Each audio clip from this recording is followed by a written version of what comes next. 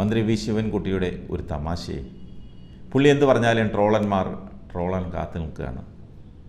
9353 അച്ചടിച്ച കുറിപ്പിൽ നിന്ന് 9353 എന്ന സംഖ്യ മന്ത്രി വി ശിവൻകുട്ടി തപ്പിത്തടഞ്ഞു വായിച്ചത് ഇങ്ങനെയാണ്. ഈ വർഷത്തെ SSLC പരീക്ഷയുടെ ഫലപ്രഖ്യാപനമായിരുന്നു വേദി. വലിയ ചില സംഖ്യകൾ നേരെ വായിക്കാൻ നടത്തിയ ശ്രമം പിന്നെയും വിഫലം. ചില വാക്കുകൾ വായിച്ചപ്പോൾ വല്ലാതെ വിക്കി.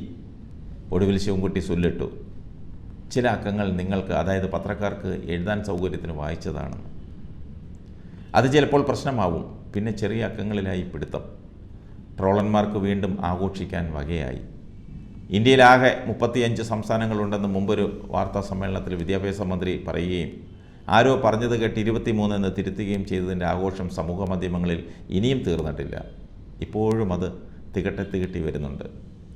വിദ്യാർത്ഥി യുവജന സമരങ്ങളിലൂടെ വളർന്നു വന്ന് നിയമസഭയെ വരെ ഇളക്കി മറിച്ച ശിവൻകുട്ടിയുടേത് പരിഭ്രമമെന്നോ സഭാകമ്പമെന്നോ എങ്ങനെ പറയും? മന്ത്രി കസേരയിലിരിക്കുമ്പോൾ അങ്ങനെ സംഭവിച്ചു പോകുന്നതാവാം.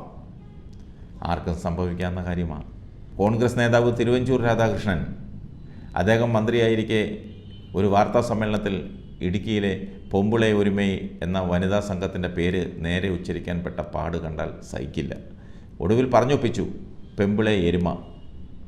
മുഹമ്മദ് അലിയുടെ അന്ത്യം കേരളത്തിന് തീരാനഷ്ടമാണെന്ന് അദ്ദേഹം കേരളത്തിന് വേണ്ടി നിരവധി ഒളിമ്പിക്സ് സ്വർണ്ണ മെഡലുകൾ കരസ്ഥമാക്കിയിട്ടുണ്ടെന്നും തട്ടിവിട്ടത് മുൻ കായിക മന്ത്രിയും ഇപ്പോഴത്തെ ഇടതുമുന്നണി കൺവീനറുമായ EP ജയരാജനാണ്. ലോക ബോക്സിംഗ് ചാമ്പ്യൻ മുഹമ്മദ് അലിയുടെ വിയോഗ വാർത്ത അറിഞ്ഞപ്പോഴായിരുന്നു ഈ പ്രതികരണം. അതുകൊണ്ട് മന്ത്രി ശിവൻകുട്ടിക്ക് ഒരു കൂസലുമില്ല. അല്ല, കൂസേണ്ട കാര്യവുമില്ല. അദ്ദേഹം പഠിച്ചത് കണക്കല്ല, സോഷ്യൽ സ്റ്റഡീസും ഹ്യൂമാനിറ്റീസും ഒക്കെയാണ്. കണക്ക് പഠിച്ചിരുന്നതിൽ വല്ല ചാർട്ടേഡ് അക്കൗണ്ടൻറ്റുമായി പോയേനെ. അതുകൊണ്ട് ദയവായി ട്രോളന്മാർ ക്ഷമിക്കുക, ശവത്തെ കുത്തരുത്.